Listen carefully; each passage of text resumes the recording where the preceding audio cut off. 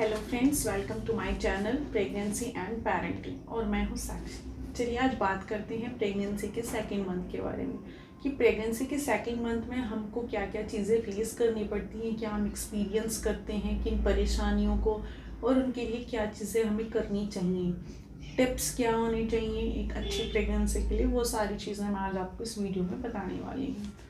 देखिए, आपकी थकान थकान और बढ़ जाती है, मॉर्निंग सिकनेस जो है वो और बढ़ जाती है। फर्स्ट मंथ के कंपैरिजन में देखें, वॉमिटिंग शुरू हो जाती है और आपका मूड जो है वो स्विंग होने लग जाता है। आप इरिटेटिंग नेचर के थोड़े हो जाते हैं। वो इसलिए हो जाते हैं क्योंकि उसके बहुत सारे रीजंस है। क्योंकि जब आदमी की बॉडी में वीकनेस आती है तो ऑब्वियस सी बात है कि वो थोड़ा चिड़चिड़ा हो ही जाता है। तो इसमें कोई घबराने वाली बात नहीं है।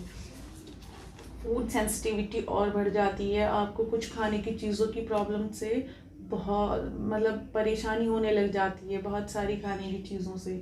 और कुछ चीज़ें आपका खाने का मन करता है जो शायद आप नहीं पसंद करते होंगे, बट वो भी खाने लग जाते हैं। तो ऐसे ये ट्विस्ट आता है।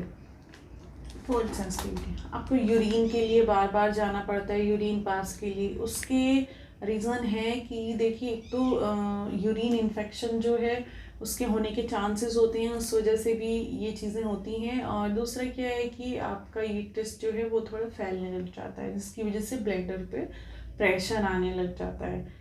तो वो भी सबको ही होता है, बार बार यूरिन जाना, ये सब। और आपको बॉडी में पेन हो सकता है, आपको जॉइंट्स में पेन फील हो सकता है। देखिए, अब वक्त आ गया है आपको अपना लाइफस्टाइल चेंज करने की। जो लोग एक नॉर्मल सी लाइफ जीते हैं, ज़्यादा बाहर का खाना नहीं खाते, स्मोकिंग नहीं करते, अल्कोहल नहीं लेते, उनके लिए ज़्यादा चेंजेस करने की ज़रूरत नहीं है। लेकिन जो लोग अल्कोहल, ड्रिंक और ये कैफीन का बहुत ज़्यादा कंजम्पशन, स्मोकिंग, ये सब करते हैं, तो उन वुमेंस को अपने लाइफस्टाइल में चेंज करने की अब बहुत ज़रूरत है। क्योंकि अगर आप अपनी लाइफस्टाइल में चेंज नहीं करेंगी तो ये आपके बच्चे को बहुत ज़्यादा नुकसान देने वाला है। आपका प्रीमैच्योर लेबर जो है, पेन वो शुरू हो सकते हैं और इसमें मिसकैरेज के भी बहुत सारे चांसेस होते हैं। तो आपको ये सब चीज़ें अवॉइड करनी पड़ेगी। बाहर का खाना आपको नहीं खाना है, आपको अपना घर का बना खाना खाना है। और आपको ज़्यादा तेज़ गर्म पानी ना तो पीना है, ना ज़्यादा तेज़ गर्म पानी से नहाना है। एक नॉर्मल टेम्परेचर का आप पानी पिए, नॉर्मल टेम्परेचर के पानी में आप नहाएं।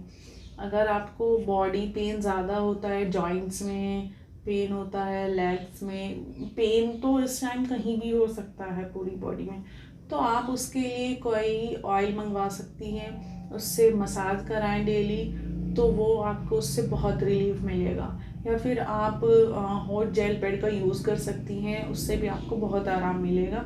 आप उससे सिकाई कर सकती हैं, लेकिन आप गर्म पानी का यूज़ नहीं करेंगी।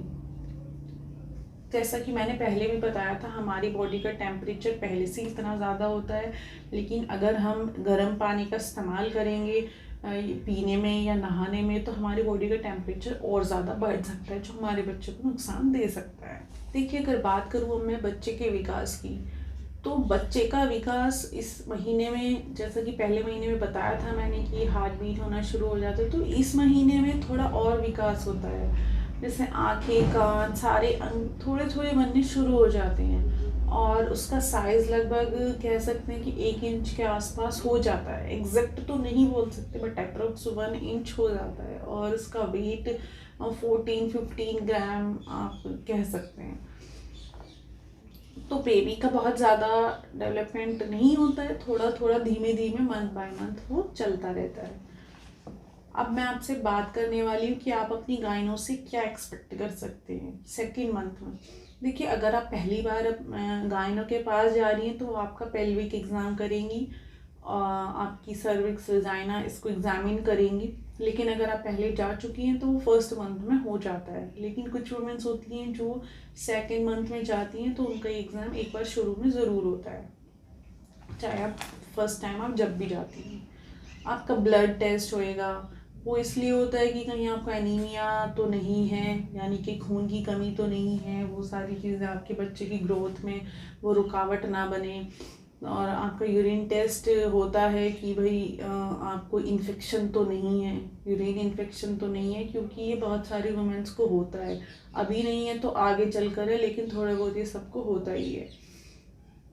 और आपका बीपी हो गया, आपका बीपी टेस्ट करेंगी वो, और आपका वेट देखेंगी कि वेट गेन हो रहा है कि नहीं हो रहा है। वैसे इस महीने में अगर मैं बताऊं तो वेट ज़्यादा गेन नहीं होता है, क्योंकि हम लोग क्या है कि वॉमिट होती है और थोड़ा मूड और फूड सेंसिटिविटी की वजह से हम लोग ज़्यादा नहीं खा पाते हैं, तो इसमें ज़्यादा नहीं होती है। इनफैक्ट हमारी बॉडी और वीक फील करती है। वो आपको वही फॉलिक एसिड और विटामिन्स देंगे। बाकी अगर आपको कोई और प्रॉब्लम है, कोई और चीज़ें बॉडी में किसी चीज़ की कमी है, तो वो अलग से वो आपको दवाइयाँ देंगे। लेकिन नॉर्मली मैं आपको बताऊं तो फॉलिक एसिड और विटामिन्स ये तो आपके चलने वाले हैं, इतना तो है सप्लीमेंट्स। चलिए अब मैं बात करती हूँ कि आपको किन किन चीज़ों का ध्यान रखना है या क्या क्या टिप्स हैं जो मैं आपको देने वाली हूँ। जैसा कि मैंने पहले ही बताया कि आपको स्मोकिंग, एल्कोहल, ये सारी चीज़ें अवॉइड करनी है, हेल्दी फूड खाना है। और एक चीज़ जैसे कि आप सप्लीमेंट लेते हैं तो उसके साथ साथ आपको बाकी चीज़ें भी खानी है। आपको दही लेना है, आपको अच्छी अच्छी वेजिटेबल्स खानी है, अच्छे अच्छे फ्रूट्स खाने हैं। मैं ये भी बताऊंगी कौन से फ्रूट्स है, कौन सी वेजिटेबल्स आपको नहीं खानी है। वो सारी चीज़ें मैं आपको डाइट चार्ट में बताने वाली हूँ। डाइट चार्ट में एक वीडियो अलग से बनाऊंगी जिसमें मैं आपको कंप्लीट डाइट चार्ट दूंगी, first trimester, second trimester and third trimester, यानी कि तीनों तिमाही का मैं अलग अलग बनाने वाली हूँ। तो मैं उसमें आप उसमें अपनी सुविधा के हिसाब से चीज़ें सेलेक्ट कर सकते हैं, रेसिपी सेलेक्ट कर सकते हैं और अपना एक अलग से डाइट चार्ट आप अपना बना सकते हैं। और इसमें वही जैसा कि मैंने बताया था कि योगा और एक्सरसाइज, योगा आपको ज़रूर करना है या आपको एंड तक करना है, और ब्रीदिंग तो बिल्कुल नहीं छोड़नी, कम से कम आधा घंटा आपको ब्रीदिंग करनी है। अनुलोम विलोम आप कर सकते हैं। बाकी जो भी एक्सरसाइजेज योगा करें वो आप किसी से एडवाइस लेके या अपनी गाइनों से कंसल्ट करके तभी करें। कई सारी वुमेन्स गलत तरीके से योगा या गलत तरीके से एक्सरसाइज कर लेती हैं, जिसका रिजल्ट ये होता है कि प्री मैच्योर लेबर या फिर मिसकैरेज के चांसेस बहुत बढ़ जाते हैं। आपको वेट नहीं उठाना है, वेट का आपको बहुत ध्यान रखना है। बाकी आप जैसे नीचे झुकती हैं तो आपको अपने घुटने मोड़ के उसके बाद झुकना है, ऐसे डायरेक्ट नहीं झुकना है। उससे क्या है कि आपके पेट पे बहुत असर आएगा उस चीज़ का, जो कि इस टाइम में आपके लिए बिल्कुल सही नहीं है। ये सारी चीज़ें आपको एंड तक ध्यान रखना है।